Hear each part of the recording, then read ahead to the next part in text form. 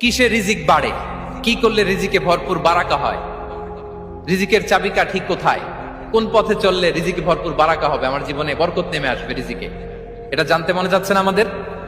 হ্যাঁ, কষ্ট হচ্ছে আপনাদের? কষ্ট হচ্ছে? তাহলে কি করলে রিজিকে ভরপুর বারাকা হয়, কি করলে আমার জীবনে ভরপুর বারাকা নেমে আসে, এই পয়েন্টটাতে আমরা একটু আলোকপাত করি। যেসব কাজ করলে আমাদের জীবনে রিজিকে আসমানি বারাকা নেমে আসবে, আমাদের রিজিকে আসমানি বারাকা নেমে আসুক, আমরা চাই কি চাই না?